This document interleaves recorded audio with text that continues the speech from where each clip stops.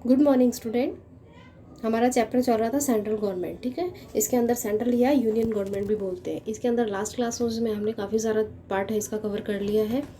आज हम देख रहे हैं सेंट्रल जो गवर्नमेंट होती है ना उसका स्ट्रक्चर, और लास्ट हमारा जो पार्ट बचा था जुडिशरी, सुप्रीम कोर्ट से रिलेटेड। ठीक है, वो हम आज कंप्लीट करेंगे। तो आई होप आपको पीछे का सारा जो चैप्टर है समझ में आ गया होगा। देखिए, सेंट्रल गवर्नमेंट जो है ना हमारे यहाँ पे किस तरह से वर्क करती है। ठीक है, 3 टाइप में डिवाइड होती है, 3 पार्ट्स में, एग्जीक्यूटिव, लेजिस्लेटिव और जुडिशरी। एग्जीक्यूटिव्स टू कंसिस्ट, इसके अंदर कौन कौन होते हैं? प्रेसिडेंट, इसके बारे में हमने पढ़ा था आर्टिकल 52, 53। वाइस प्रेसिडेंट पढ़े थे आर्टिकल 63। और कैबिनेट मिनिस्टर्स होते हैं कि कैबिनेट कैसे बनती है, जो ऑल मिनिस्टर्स होते हैं वो सारे कैबिनेट को बनाते हैं। तो ये हमने आर्टिकल जो 74 और 75 है उसके अंदर पढ़ लिया था। इसके बाद में ये एग्जीक्यूटिव जो होता है इसका वर्क क्या होता है, रेस्पॉन्सिबिलिटी क्या होती है? To pass the law made by legislative. तो लेजिस्लेटिव जो भी लॉ बनाते हैं ना उनको पास करवाने का काम करते हैं। जब तक इनके सिग्नेचर, प्रेसिडेंट के सिग्नेचर नहीं होंगे तब तक वो लॉ नहीं बनेगा। उसी तरह से लेजिस्लेचर और पार्लियामेंट के हम लोगों ने 2 टाइप जो पार्ट देखे थे, तो लोकसभा और राज्यसभा, इनके बारे में हम लोगों ने पढ़ा था। और इसके अंदर होते हैं पीएम, प्राइम मिनिस्टर जो होते हैं वो लोकसभा के लीडर होते हैं। ठीक है, और इनकी रेस्पॉन्सिबिलिटी क्या होती है? टू मेक लॉ, कानून बनाना। कोई भी जो लॉ होता है ना उसका स्ट्रक्चर तैयार करता है। लोकसभा में कोई बिल जाता है, फिर राज्यसभा में जाता है, दोनों से बन के और फिर वो आगे प्रेसिडेंट के सिग्नेचर के लिए जाता है। ये हम लोगों ने देखा था। उसके बाद में देखिए आज हम देखेंगे जुडिशरी। जुडिशरी के अंदर क्या आता है? Supreme court of India. ठीक है, सबसे बड़ा जो कोर्ट है हमारा वो सुप्रीम कोर्ट इंडिया है, और इसके आगे कोई कोर्ट नहीं होता। रेस्पॉन्सिबिलिटी क्या है? देखिए, to solve conflict between executive and legislative. ये एग्जीक्यूटिव और लेजिस्लेटिव के बीच में अगर किसी भी तरह का कॉन्फ्लिक्ट होता है, कोई भी तरह की बहस होती है, तो उसको सॉल्यूशन करता है। द पब्लिक रिलेटेड मैटर और कॉन्फ्लिक्ट, और पब्लिक से रिलेटेड भी अगर कोई मैटर होता है तो लास्ट जो हम है वहाँ पे सुप्रीम कोर्ट के अंदर जा सकते हैं। देखिए, कोई भी होता है ना कोर्ट के अंदर केस की, सुप्रीम कोर्ट में इसकी सुनवाई होगी, तो लास्ट वो हमारा पॉइंट है जहाँ पे अपन अपनी बात रख सकते हैं। ठीक है, तो इसी तरह से आज हम देख रहे हैं इंडियन जुडिशरी। इंडियन जुडिशरी के अंदर फॉर्मेशन ऑफ सुप्रीम कोर्ट सबसे पहले देखते हैं। तो सबसे पहली बात तो ये है कि जो सुप्रीम कोर्ट होता है वो हमारा सबसे हाईएस्ट कोर्ट होता है। लास्ट सुनवाई वहीं हो सकती है, इसके बाद में कोई और जगह नहीं है जहाँ पे आप जाके अपना कोर्ट केस कर सकते हैं। ठीक है, तो इसका जजमेंट है वो सब जगह वैलिड है। इंडायरेक्टली स्टार्टिंग के अंदर चीफ जस्टिस एंड 7 अदर जजेस were arrange for the supreme Court. देखिए, सुप्रीम कोर्ट जब हमारे यहाँ वर्क करना स्टार्ट किया था, देखिए सबसे पहले तो ये हम लोग पुरानी बात देखते हैं, तो सबसे पहले स्टार्टिंग में 1773-74 के टाइम जब हमारे यहाँ अंग्रेज़ों का शासन था उस टाइम एक कोड बना था। ठीक है, लेकिन हमारा जब इंडिया आज़ाद हुआ था, भारत को फ्रीडम मिल गई थी, इंडिपेंडेंट हो गया था, और उसके बाद में हमारा कॉन्स्टिट्यूशन बन गया था। इसके बाद में 1950 के अंदर सबसे पहले जो है वो एक जो कोर्ट हमने स्टार्ट किया था सुप्रीम कोर्ट के नाम से। ठीक है, तो उसमें 1 चीफ जस्टिस और 7 अदर जस्टिस। ठीक है, तो ये जजेस सारे मिला के 8 नंबर होते थे। उसके बाद में इन 2008 के अंदर द नंबर ऑफ जज वाज इंक्रीज, इनकी जो है वो संख्या बढ़ा दी गई अप टू 31 इंक्लूडिंग। ठीक है, जिसके अंदर CGI, chief justice of India, CGI की फुल फॉर्म होती है चीफ जस्टिस ऑफ इंडिया, यहाँ शॉर्ट फॉर्म में लिख दिया हमने। तो इसमें 30 तो जज होते हैं और 1 जो होता है वो हेड होता है, सीजीआई होता है 31। और अभी भी इसमें काफ़ी चेंजेस हुए हैं, 3 जो जजेस है वो और बढ़ा दिए गए, लेकिन आपकी बुक में इतना ही दे रखा है। नेक्स्ट है प्रेसिडेंट ऑफ इंडिया। अभी देखिए सीजीआई जो होता है ना, ये जजेस वगैरह होते हैं, तो इनको कौन बनाता है? तो president of India appoint the जज। प्रेसिडेंट जो इंडिया होता है ना, राष्ट्रपति की पावर में हमने देखा था, जज को अपॉइंट करता है, सीजीआई को अपॉइंट करता है।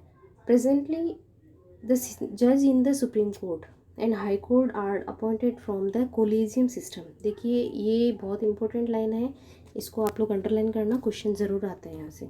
तो कॉलेजियम सिस्टम होता है। ठीक है, एक ग्रुप होता है जिसके अंदर सीजीआई और 4 सीनियर जज, सुप्रीम कोर्ट के जो 4 सीनियर जज हैं वो मिलके, मतलब 5 मेंबर हो गए, ये 5 मेंबर जो है मिलके एक ग्रुप बनाते हैं, और इस ग्रुप के अंदर से फिर डिसीजन लिया जाता है कि किसको नेक्स्ट सीजीआई बनाना है। ठीक है, और हाई कोर्ट का जज किसको बनाना है।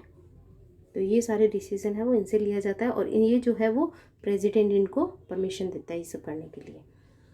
तो कोलेजियम सिस्टम बोलते हैं इसको। क्वालिफिकेशन क्या होनी चाहिए? Should be citizen of India, work is जज for at least 5 year in high court के अंदर, किसी एक हाई कोर्ट या एक से ज़्यादा भी हाई कोर्ट के अंदर 5 साल तक जज का काम करा हुआ होना चाहिए, मतलब जज की पोस्ट पे होना चाहिए। Practice as advocate for 10 year, और अगर जज की पोस्ट पे नहीं है और 10 ईयर तक अगर कहीं पे प्रैक्टिस की है एडवोकेट के रूप में, तो भी वो वहाँ पे मतलब अप्लाई कर सकते हैं। ये she should have high knowledge of law, जिनको हाई नॉलेज होना चाहिए लॉ का, आई ऑफ प्रेसिडेंट, मतलब राष्ट्रपति की नज़रों में वो एक लॉ का जानकार होना चाहिए। राष्ट्रपति को ये लगे कि ये बहुत अच्छे कानून के जानकार हैं, ठीक है। इनका जो टेन्योर होता है, इनका जो कार्यकाल होता है टिल 65 ईयर ऑफ एज, मतलब एज 65 होने तक। देखिए कोई भी पर्सन है ना, जैसे मान लो 50 की एज में लगा है, ठीक है, तो उसके बाद में वो 65 होने तक लगे रहेगा। इस तरह से अगर मान लो कोई पर्सन है वो 62 ईयर में बना है, तो वो 3 ईयर वर्क करेगा जब तक वो 65 का नहीं हो जाता, ठीक है। तो ये इनका टिल, मतलब जब तक 65 का नहीं होता तब तक का ऐसा होता है। सैलरी, ठीक है, सैलरी इनको CGI को जो है वो गवर्नमेंट की तरफ से मिलती है। इनकी जो सैलरी और इनको एक्स्ट्रा जो भी पेंशन वगैरह मिलते हैं, इसमें कभी भी कमी नहीं कर सकते, कट नहीं कर सकते उसको, ठीक है। और सैलरी जो है देखिए CGI की करंट सैलरी आपकी बुक में अलग दे रखी है, ये करंट सैलरी है इनकी 2.80 लाख पर मंथ, ठीक है। ये पर मंथ इनको CGI को मिलती है, और जो अदर जज है उनको 2.50 लाख पर मंथ, ठीक है, 2,80,000 रुपये और 2,50,000 रुपये पर मंथ। तो इनकी सैलरी भी बहुत अच्छी है। इम्पीचमेंट, कैसे इनको हटाया जा सकता है, जो चीफ जज है उनको कैसे हटाया जा सकता है, ठीक है। The motion of impeachment address to the president इनको साइन करके भेजता है, but at least 100 member of Lok Sabha, इसके लिए लोकसभा के 100 मेंबर परमिशन देते हैं, और 50 मेंबर ऑफ राज्यसभा, या लोकसभा जो राज्यसभा उसके 50 मेंबर अगर सिग्नेचर करके कहते हैं कि इस CGI को हटाना है या इस जज को हटाना है, तो इसके लिए पहले यहाँ से परमिशन लेनी पड़ती है, ठीक है। And 10 deliver to the speaker of Lok Sabha और चेयरमैन ऑफ राज्यसभा। देखो इसको ऐसे समझते हैं, सबसे पहले मान लेते हैं कोई CGI है या कोई जस्टिस है, इसके लिए हम लोगों को इम्पीच करना है या कोई एक्शन लेना है, तो इसके लिए लोकसभा से, जो लोकसभा है उससे 100 मेंबर्स, या राज्यसभा से 50 जो मेंबर है वो रिटर्न में साइन करके परमिशन देंगे कि आप इस पर एक्शन लो, वो प्रेसिडेंट को देते हैं। फिर प्रेसिडेंट जो होता है उसको अप्रूव कर दे, अप्रूव करके फिर उसको किसी भी एक हाउस के अंदर सेंड कर देता है, तो लोकसभा या राज्यसभा के अंदर इसकी प्रोसीजर स्टार्ट हो जाती है। और वो जो नेक्स्ट जो प्रोसीजर होती है वो राष्ट्रपति, जो हम लोगों ने पढ़ा था प्रेसिडेंट, उनके जैसी होती है, ठीक है। The motion is to be investigate by the committee of 3 जजेस, इसके लिए 3 जजों की कमेटी होती है, two supreme court and a distinct justice, ठीक है। ये जूरिस्ट कमेटी बनाई जाती है 3 जजों की, जिसके अंदर सीनियर जो जानकार होते हैं लोग के। इफ़ द कमेटी फाइंड, अगर कमेटी को पता चलता है जज की जो गिल्टी है, कि जज ने कोई गलती कर दी है, the motion along with the supreme court of committee, तो जो along with the report of committee is taken up from consideration in the house where motion was moved, तो अगर गिल्टी होती है तो फिर ये बिल वहाँ से पास हो जाता है और नेक्स्ट हाउस के अंदर जाता है।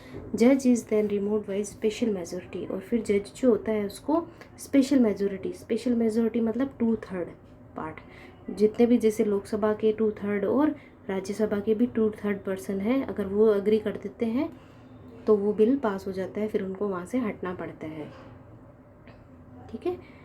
तो ये भी काफ़ी लंबी प्रोसेस है जिस तरह से प्रेसिडेंट की होती है। अभी तक हमारे यहाँ पे ये एक बार भी मतलब हुआ नहीं है। इम्यूनिटीज़, देखिए इसकी कुछ इम्यूनिटीज़ भी है, मतलब कुछ पावर है इनके पास। जजेस आर फ्री फ्रॉम क्रिटिसिज्म, ये आलोचना से फ्री है, कोई इनकी क्रिटिसिज्म बुराई नहीं कर सकता कोई भी जज की, for all their action and decisions, और ये जो भी डिसीजन देते हैं इनके खिलाफ भी कोई कुछ नहीं कर सकता, क्योंकि इनका जो डिसीजन होता है वो फाइनल होता है, ठीक है। तो आई होप आपको ये जो इनका फॉर्मेशन है वो समझ में आ गया होगा।